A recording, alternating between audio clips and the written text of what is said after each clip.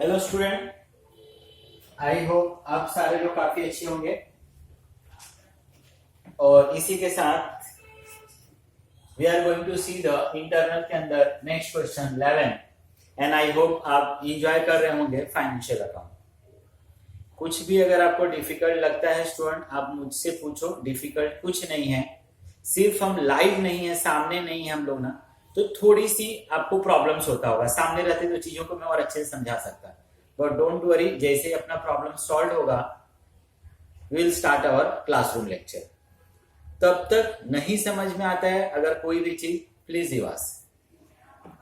चलो student, as usual, Rajaji limited had adverse trading to past few year resulting in accumulated loss. 31 March 2002 liability में shares capital है।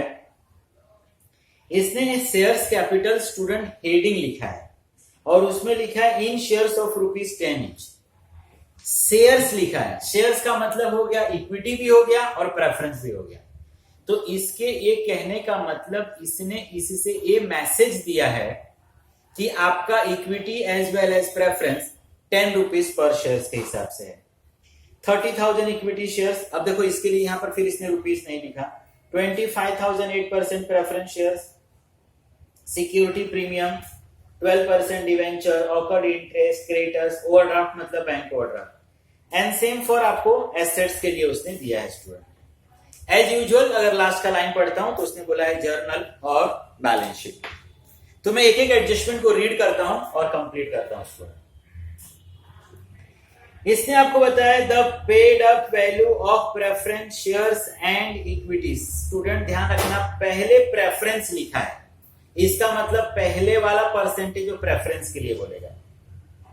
And equity shares was to be reduce by, student by बोला है, मतलब face value change नहीं होने वाला है। जो एग्जिस्टिंग शेयर्स है उसको कैंसिल करने की जरूरत नहीं, सिर्फ उतने से अप्स एंड डाउन। 25 एंड 75 पहले प्रेफरेंस लिखा था, तो इसके कहने का मतलब कि प्रेफरेंस शेयर्स 25% से कम होगा, 10 के ऊपर 25, और इक्विटी 75% से कम होगा। आगे इसने लिख भी दिया face value will remain same. अब यहां पर इक्विटी और प्रेफरेंस लाइबिलिटी कम होने वाला है स्टूडेंट। लाइबिलिटी कम होगा तो हमारे लिए प्रॉफिट। तो मैं करूंगा, पहला प्रेफरेंस है, तो preference shares capital account date.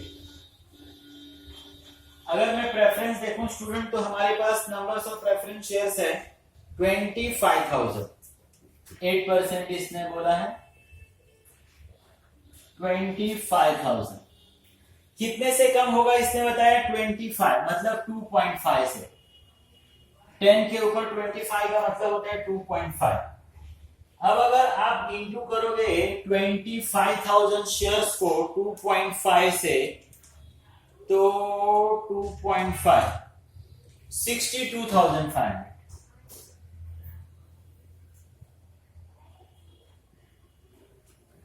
इसका ये मतलब स्टूडेंट कि प्रेफरेंस में से 2.5 कम हो गया। इसका मतलब कि प्रेफरेंस शेयर होल्डर्स ने हम लोगों को 7.50 दिया है, 7.5 उसने दिया है, तो हमको 7.5 मिला है। चाहिए तो वहां पर आप लिख लो। इक्विटी ये बोल रहे हैं 75% कम हो गया, इक्विटी 75% कम हो गया। इक्विटी शेयर्स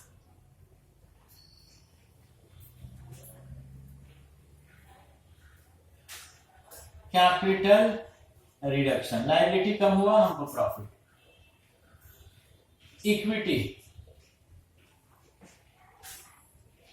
इक्विटी शेयर्स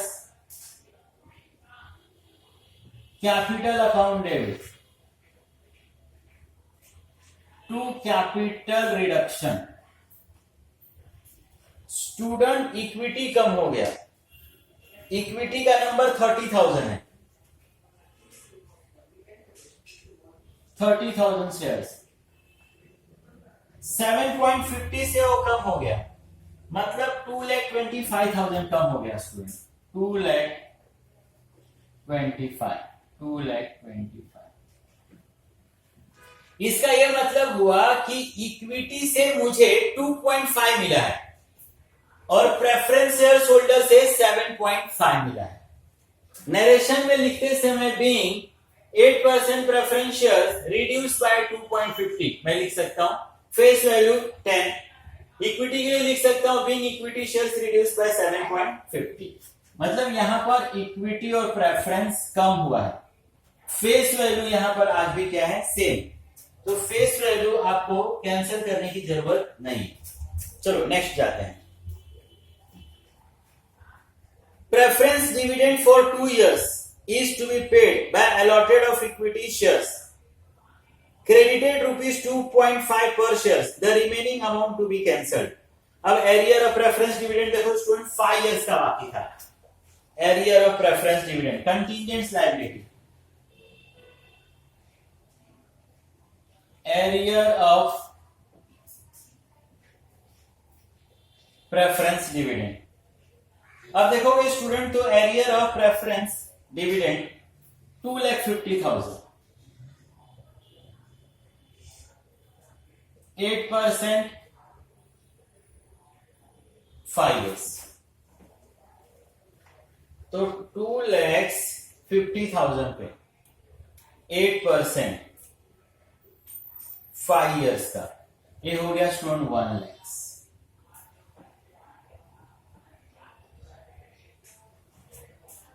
अब इसमें से स्टूडेंट इसने आपको क्या बताया कि 2 years का हम लोगों को क्या करना है, पेड करना है। इसने आपको बताया स्टूडेंट कि 2 years वाला पेड करना है फॉर 2 years 40,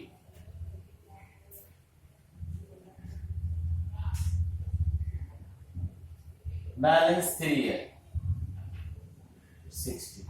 ये क्या हो जाएगा, कैंसिल। मैंने बताया ना स्टूडेंट कंटीजेंट लायबिलिटी कैंसिल होता है तो आपको खुश होने की जरूरत नहीं है, वो आपके लिए प्रॉफिट नहीं है।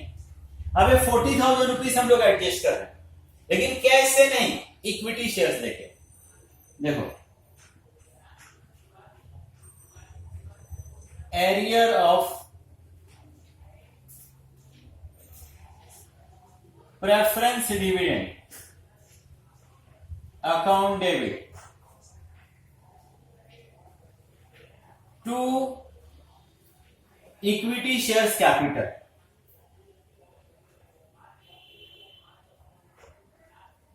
₹40,000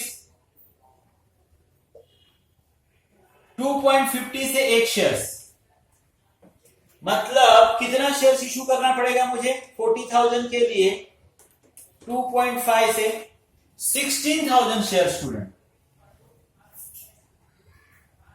16,000 शेयर्स 2.50 से।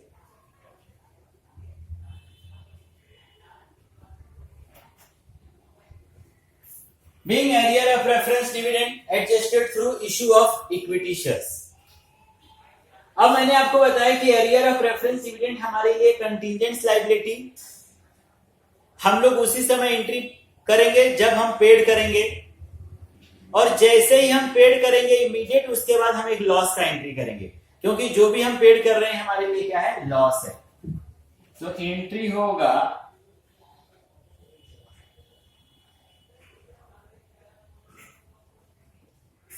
Capital reduction account debit to arrear of preference dividend 40,000।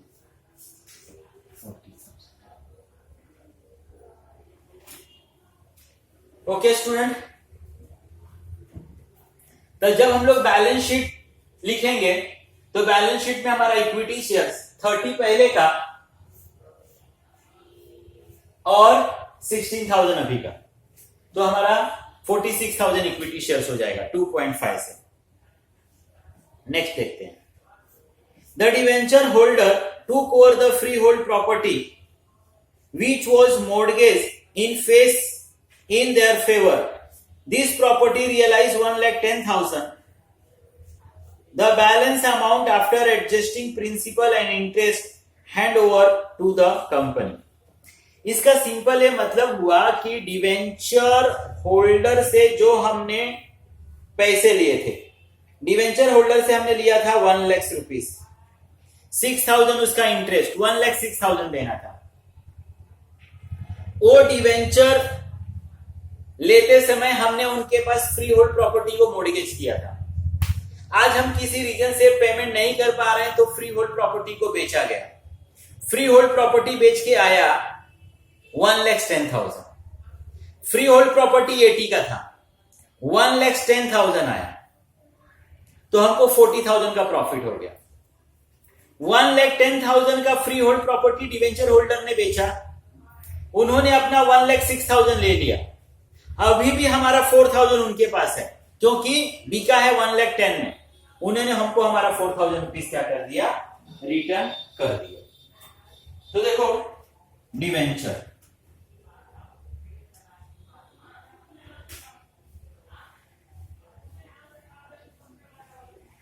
%12 debenture, 1 lakh plus 6,000.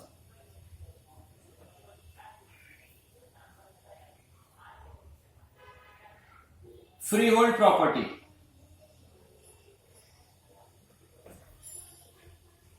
Books में वैल्यू कितना है 80. अब ये फ्री होल्ड प्रॉपर्टी जो 80 है, रिवाइज वैल्यू, आज इसकी वैल्यू 1,10,000, 90, 80, 90, 100, 30,000 रुपीज क्या हो गया एक्स्ट्रा. 30,000 का profit.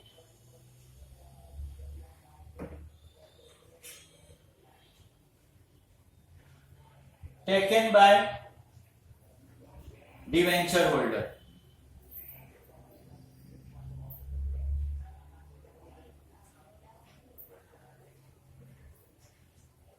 $1,06,000, 4,000 cash return by debenture. That's it. अब इसी को जर्नल में कन्वर्ट कर दो. डिवेंचर स्टूडेंट हमारे लिए लायबिलिटी होता है, हमारे लिए क्रेडिट होता है, तो उसको हम लोग क्या कर देते हैं, डेबिट. ये देखो student, 12% debenture account debit, 1 lakh.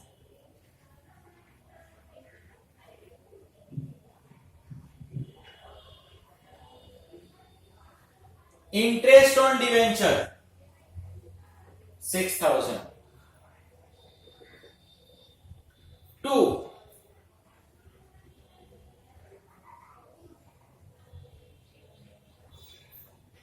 Free hold property कितने का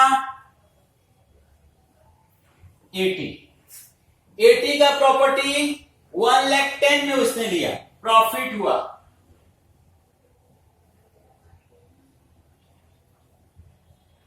कैपिटल रिडक्शन कितना 30. अब 1,10,000 का प्रॉपर्टी लेकर गया, उसको देना था 1,06,000. 4,000 हमारा उसके पास पड़ा है, वो हमको रिटर्न करेगा. हमारे पास कैश आएगा, रियल कम्स इन डेबिट. तो ये हो गया इसका interest. Number 5. Okay. Investment were sold for ₹80,000. देखो जरा इन्वेस्टमेंट है कितने का स्टूडेंट, इन्वेस्टमेंट है 65 का, सोल्ड हुआ 80 में, हमारे पास कैश आएगा.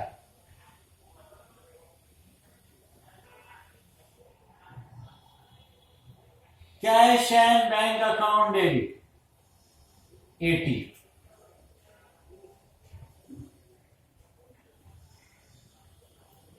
इन्वेस्टमेंट 65 का इन्वेस्टमेंट गया,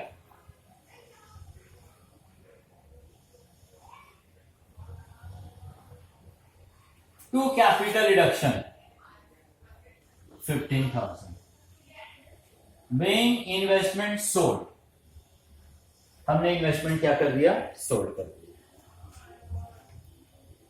obsolete the stock worth rupees 10,000, irrecoverable bad debt 11,000 are to be written off along with goodwill and profit and loss।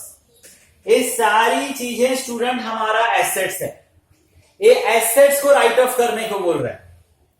Assets अगर राइट ऑफ होगा स्टूडेंट तो हमको लॉस होगा, और लॉस होगा तो कैपिटल रिडक्शन डेबिट होगा।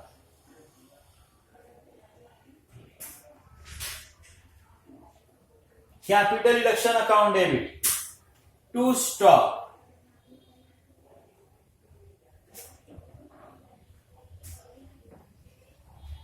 10,000,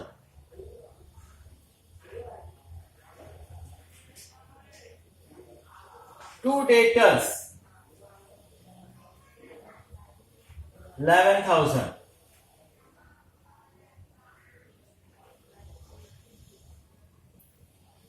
टू गुडविल 45 दिया student,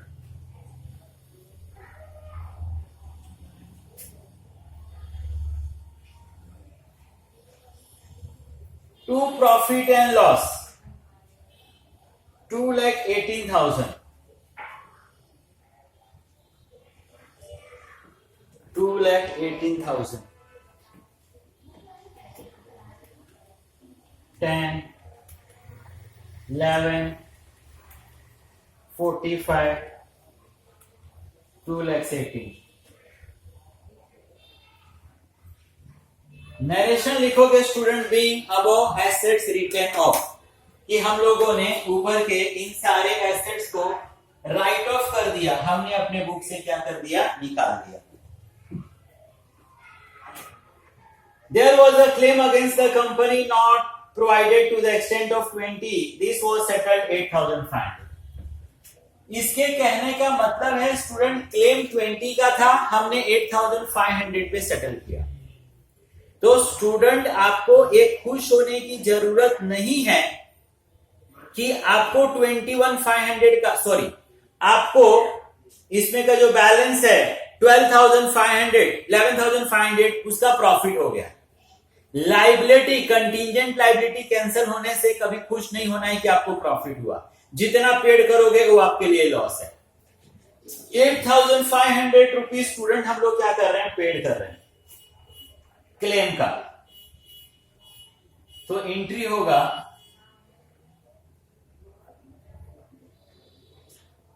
claim account debit to cash and bank 8,500 being claim paid, और जितना भी हम पेड करेंगे आपको उसके लिए स्टूडेंट दुखी होना है कि आपको लॉस हो गया।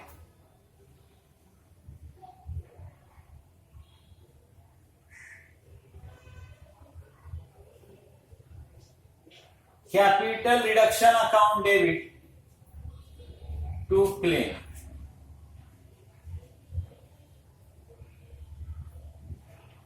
8,500, क्लेम और claim cancel, capital reduction account debit to cash and bank 8,500। Next, a call at the rate 2.50 per shares on revised equity and preference shares, this was paid by all shareholders। उसके कहने का मतलब है कि equity और preference share holder से 2.5 मांगो। Student preference shares 2.10 rupees का प्रेफरेंस था, प्रेफरेंस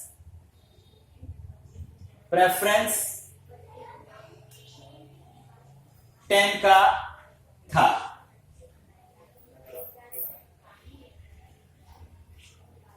रिड्यूस 2.5 हुआ, मतलब 7.5 हम लोगों को मिला है फेस वैल्यू से। वो बोल रहा है कि फिर से आप प्रेफरेंस शेयर होल्डर से ने 2.5 मांगो। अब प्रेफरेंस शेयर होल्डर से फिर मैं 2.5 मांगूंगा तो हमारा प्रेफरेंस शेयर फुल्ली पेड हो जाएगा। तो एंट्री होगा preference shares capital account debit. Preference share holder से स्टूडेंट हम लोग पैसा मांगने वाले हैं, तो preference shares final call account debit, final call का पैसा मांगेंगे। पैसा मांगेंगे क्यों? क्योंकि हमारा उनके पास बाकी है 8% preference shares final call account debit to 8% preference shares capital. Preference shares को 2.5 से कम किया था। इसका ये मतलब मैंने बताया था कि देखो हमारा प्रेफरेंस शेयर्स 10 से है बट पब्लिक ने 7.5 दिया है। इसका मतलब कि 2.5 में फिर से मांग सकता हूं, वही आज मैं मांग रहा हूं। Preference shares final call account debit to preference shares capital. Preference shares final call को डेबिट क्यों किया? क्योंकि मेरे 10 में से पब्लिक ने 7.5 ही दिया था, 2.5 मेरा पब्लिक के पास बाकी था। मेरा पैसा एक तरह से पब्लिक के पास है, मेरे लिए डेबिट बैलेंस है। आज जैसे ही पब्लिक पैसा देगा लायबिलिटी बनेगा। तो प्रेफरेंस शेयर्स था स्टूडेंट 25,000, 2.50 से 62,500 being final call made on 25,000 shares at the rate 2.5 each। Already question में दिया है कि लोगों ने हमको पैसा दिया है, हमारे पास कैश आया। एंट्री होगा cash and bank account debit to 8% preference shares final call.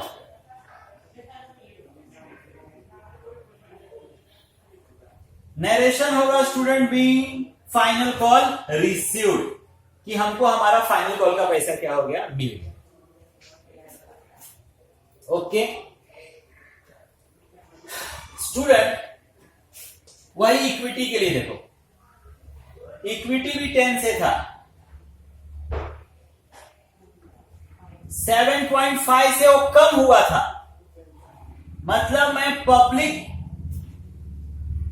कि मुझे पब्लिक ने दिया कितना था, 2.50, 7.5 से कम हुआ था। मतलब मेरा इक्विटी का 10 में से 2.5 ही मिला था। अब मैं पब्लिक से फिर से 2.5 मांगने जा रहा हूं, 2.5 फिर से मैं मांगने जा रहा हूं। अब इसको मैं फाइनल कॉल नहीं लिख सकता क्योंकि अभी तक फाइनल कॉल का पैसा नहीं है। तो आप लिखोगे equity shares call account debit to equity shares capital. ये 30,000 शेयर्स देखो और 16,000 शेयर्स देखो एरियर ऑफ प्रेफरेंस डिविडेंड के लिए। मतलब 46,000 शेयर्स पे 2.5 मुझे मांगना है। 46,000 शेयर्स पे 2.5, 1,15,000 being call made on 46,000 equity shares at the rate 2.5 each। Question में लिखा है स्टूडेंट की लोगों ने पैसा दिया है, cash and bank account debit to equity shares call account.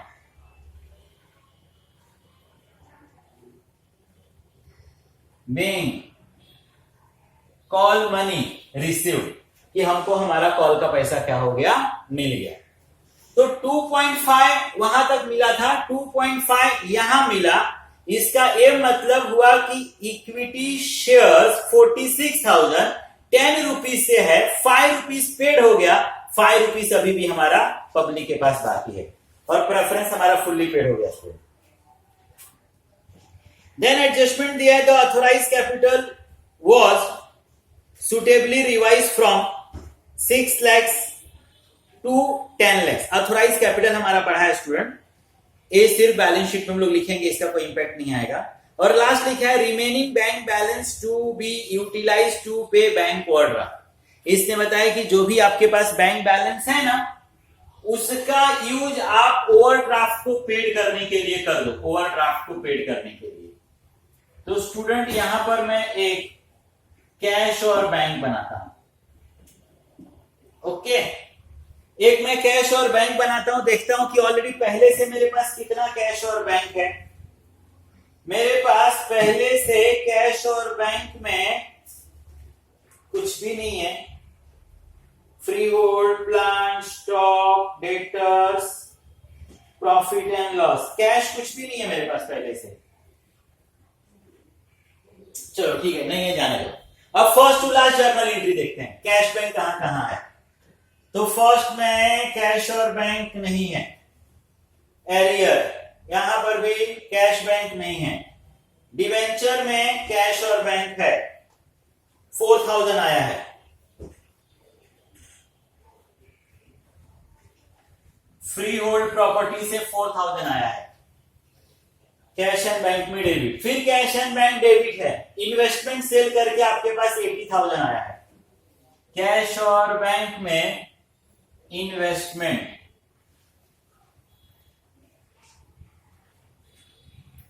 और कैपिटल रिडक्शन का पैसा, मतलब आपके पास 65 और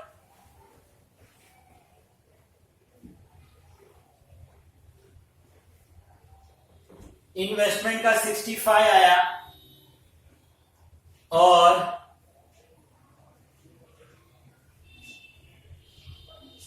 $15 आया। फिर यहां पर कैश बैंक नहीं है, कैश बैंक आपके पास से गया है। क्लेम 8,500, फिर कैश बैंक नहीं है, कैश बैंक नहीं है, कैश बैंक डेबिट है। फिर 8% प्रेफरेंस 62,500, फिर इक्विटी, फिर कैश बैंक है,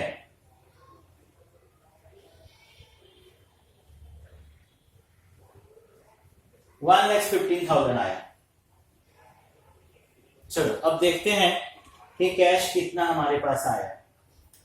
तो 4,000, 65, 15, 62,500, 1 lakh, 2,61,000, 2,61,500।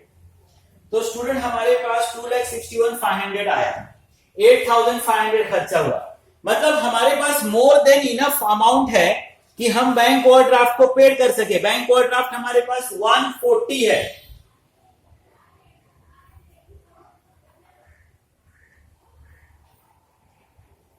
Bank overdraft account debit to cash and bank, मतलब हमारा पूरा बैंक ओवरड्राफ्ट पेड हो गया।